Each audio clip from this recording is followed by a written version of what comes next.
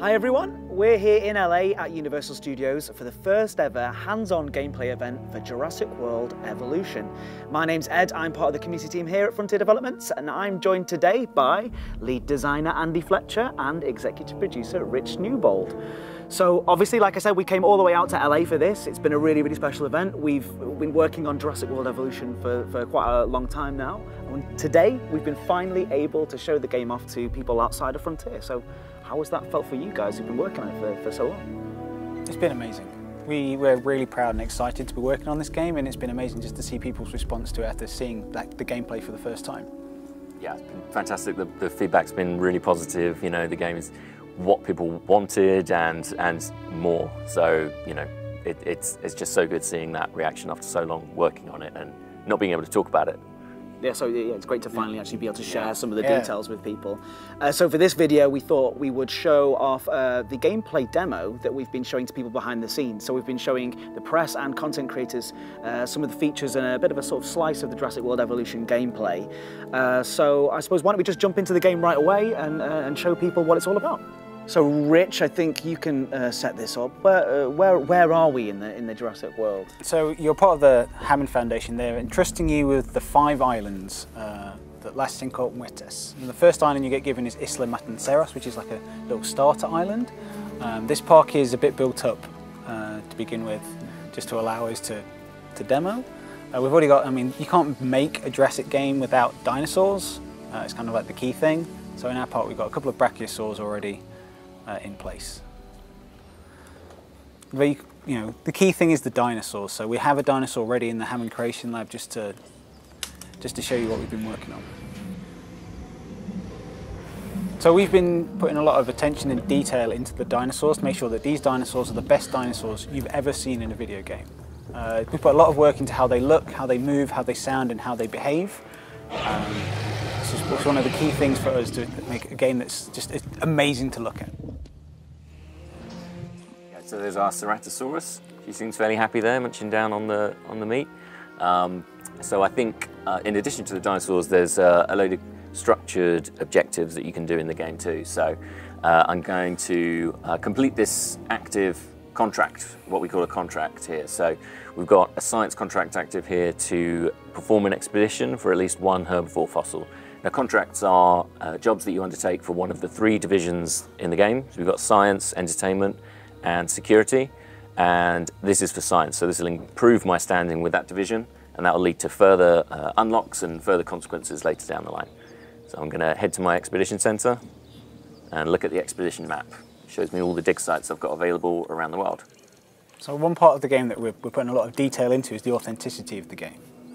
The dig sites that you're using in the game are based on real-world dig sites, and the fossils and the dinosaurs that you find in there are based on real-world science. We want it to be as real as possible. And there's a lot of information about the dig sites themselves and the lore of the game and the dinosaurs that you're engineering, but we keep all of that stuff inside an InGen database, which is like a repository of information that if you want to get access to all that depth and detail, if you're a big fan of that kind of aspect of the Jurassic franchise, you can go into here and start reading up about, you know, for instance, the formations in the game, and you can see when these formations were formed in the world, what you can find inside them, and the dinosaurs in there. So it's one part of the aspect of the game that we're putting a lot of detail into. Cool. All right, so I'll kick off an expedition. I think I'm going to go to Hell's Creek because that's got Triceratops fossils in it, and that means that it should return with a nice herbivore fossil. So my expedition chopper's going to head off there and kick off that expedition. Now, I have released a dangerous carnivore here into my herbivore enclosure, so that's not a great idea. I'm gonna try and move this Ceratosaurus to a smaller enclosure of its own over here. Now I'm going to create that enclosure first, so I'll head to the fence tool and start building the outline of this new enclosure. The Jurassic World Evolution is a management game, and it's about you're building these facilities and expanding them out as you progress through the game. Andy's using one of the creation tools, which is the fence tool, which allows you to really quick and easily make these enclosures for your dinosaurs. So he's using this light steel fence to begin with.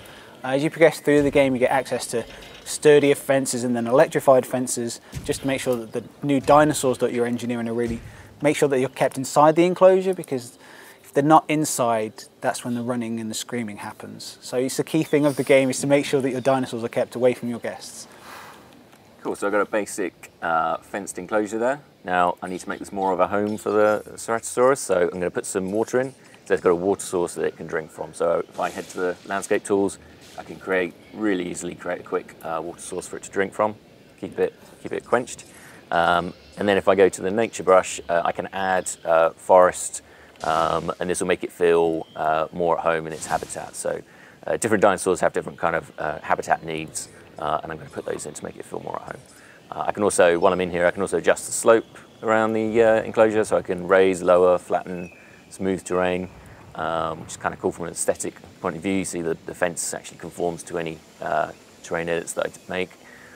And then to finish off the enclosure, or to make sure at least that it can be got to from my ranger teams, which we're going to talk about a little bit later, I'll stick a gate here, and that allows the ranger teams to drive in and out with their 4x4s, which is really important for dinosaur welfare, which we'll talk about in a little bit. And then finishing touch, I'm going to add a feeder in here, because our Ceratosaurus is going to want to eat something when it's touched down.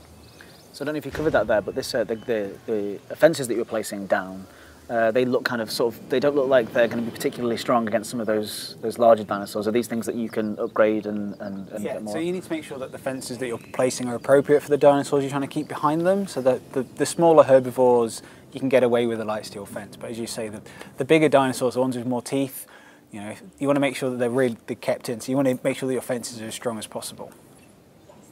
Yes, this is exactly what we needed.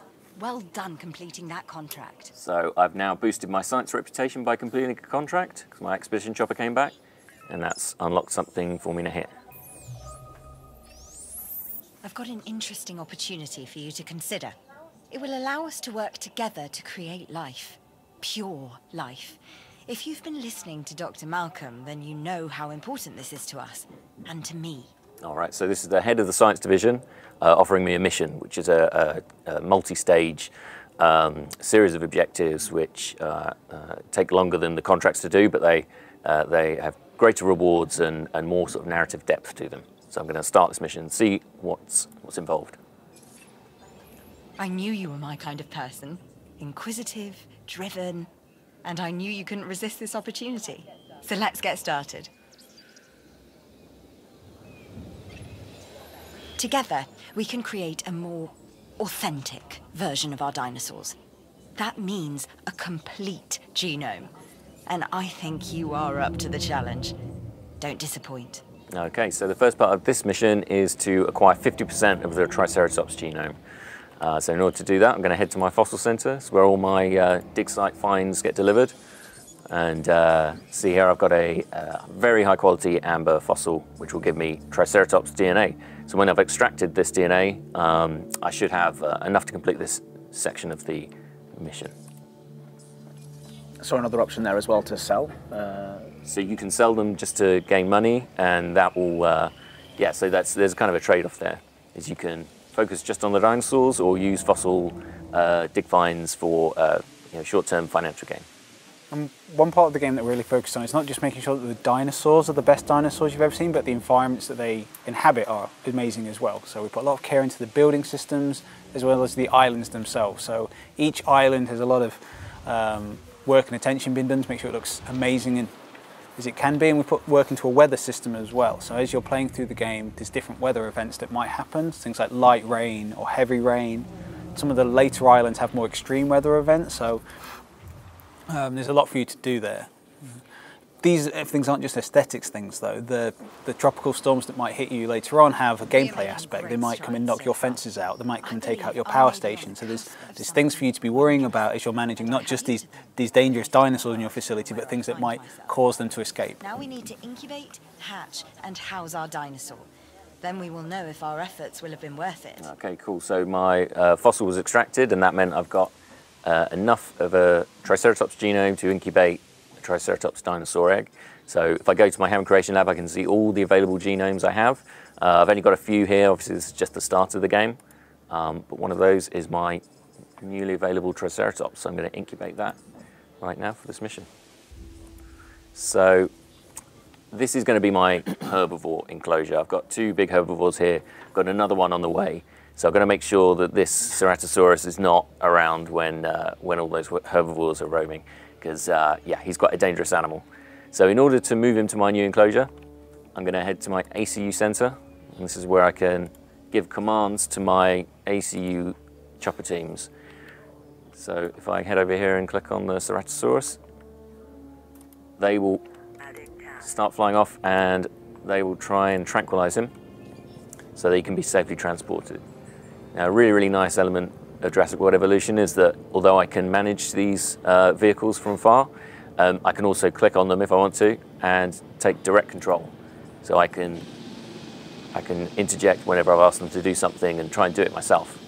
And since on PC we've kind of designed the game to work seamlessly with controller and with keyboard and mouse, so I can just switch to the gamepad and all the menus and all the interfaces and all the controls are going to work just as well. Like immediately as well, there's no, yeah. actually no switch there at all, yeah. You can do it, Andy. No pressure.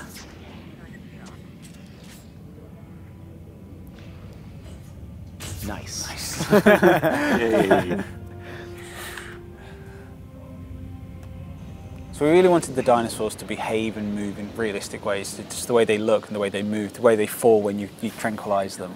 I feel a little bit sorry for him now. Her, sorry. Her. I do apologise. Yeah, All absolutely. hers.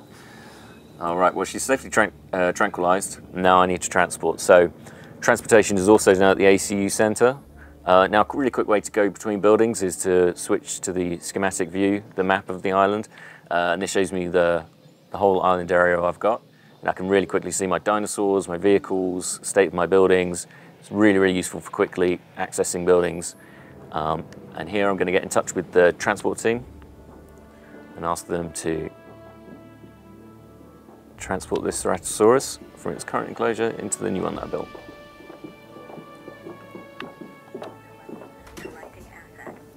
And that poor goat that you created earlier doesn't know what's coming. It might be fine. It might be fine. It'll be fine. You can't assume that the Ceratosaurus is going to go for it. Might outlive. You never know. You never know. A good hider.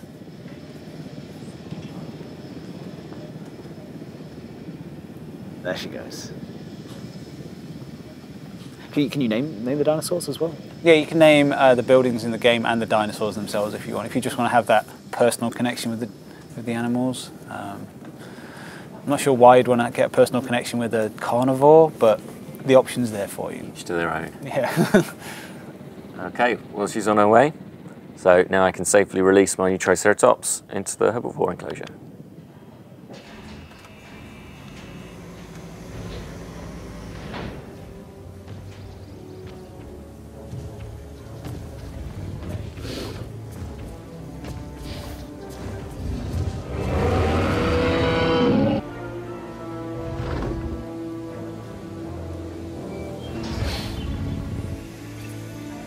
Our new specimens, sorry, dinosaurs, are meeting expectations, but we want them to thrive. That's your next assignment. Making sure our specimens are properly cared for. In other words, dinosaur welfare. The difference with dinosaurs is that they have no point of reference to understand humans, so don't expect much in the way of thank yous. And another part of the game that we're really excited about is the opportunity to Jeff Goldblum. Yeah. He's reprising his role of Dr. Ian Malcolm, and he's throughout the game. Yeah, he's there as a narrator, as like a voice of conscience. You're going to be making some decisions in the game as to which division you're pursuing the missions for, and there's going to be some consequence to that. And he's there just to remind you that these dinosaurs should never have been brought back. It's been a mistake from day one.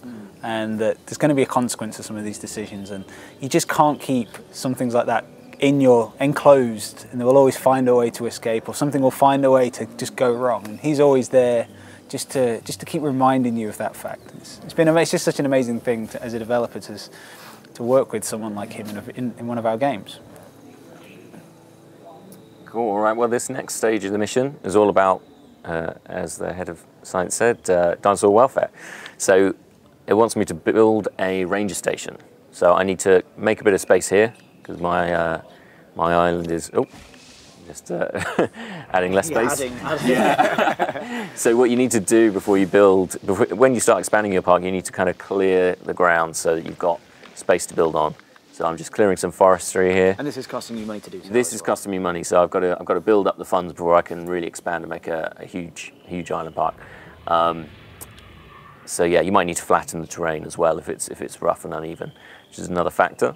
So this looks like enough space, so I'm going to put my ranger station down, and these guys are going to help me look after my dinosaurs. Jurassic World Evolution is a management game, it's a builder game, so you have to use these tools to expand out your facilities, and you have to worry about things like an infrastructure system in your park as well, making sure that your buildings are connected together so that guests and staff can access them, and also that there's a power supply to these buildings. So there's a concept of power in the game, so that you've got to build these power stations and connect up pylons to make sure there's enough power to make sure that your buildings are operational, and that if you have electrified fences, that there's electricity running through those, because they're not going to be much of a deterrent if there's no electricity in them, so your dinosaurs might be more likely to escape from them. That's right, and then additionally on some of the buildings you'll have a number of upgrade slots. So here you see you've got 5 on the ACU centre. And what I can do is I can purchase components that I can put in there, and they will augment the efficiency of that building. So they'll make my ACU team better at tranquilizing dinosaurs automatically, for example, or allow me to give them more tasks at once. The power station has upgrades, as you saw there, for things like output and cost and management, things like that. So that's a really important way to kind of maximize the usefulness of each building. But it also has implications for how much power is being drawn on your power system and how much money you're spending, of course. Okay, well, my ranger station and the lovely 4x4 is now built, ready to use. But the next bit of this task is to increase my Triceratops genome.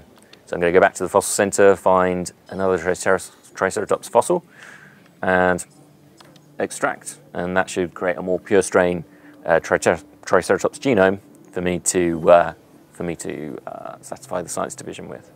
And in the game, it's not just about just making dinosaurs and putting down buildings. We have a research system in place as well, so that as you progress through the game, you can research new things for you to build and add to your park. So as Andy was mentioning with the building upgrades, that's an aspect of the research system as well. You can research new upgrades, you can research new fence types and medical treatments as well. The ranger station that we just put down, they're tasked with medicating your dinosaurs if they get sick, but you need to make sure that they've got access to the relevant treatments and the vaccines for that. So that's one part of the research system as well, so they can do their jobs. And because it's a Jurassic game, we're trying to be faithful to the authenticity of Jurassic science. So you're taking these genomes of dinosaurs from long ago and then combining that with modern DNA to try and fill the gaps so that we can create these dinosaurs. So you can research new gene types, and that will then change their base statistics, or you can change how long they live for and things like that. Or you can change their cosmetics genes as well, so you can change how your dinosaurs look as well. Okay. Right, so my fossil that I just extracted should be finished now. And that means that I can, so I've got a more pure strain Triceratops here. He's 77% genome completion.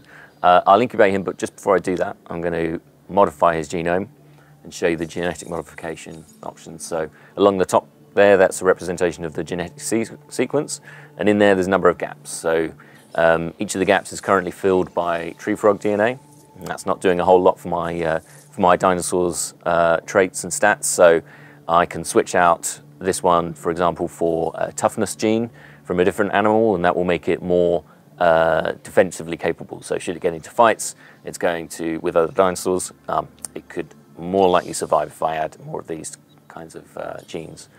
This is a lifespan gene, so this is a really useful one. It means that my dinosaurs are more likely to live longer if I add more lifespan. These all increase the incubation cost of the dinosaur, and slightly reduce the likelihood that it's going to be successful as well, which is quite an important factor. But I think that's enough modification just to quickly show up.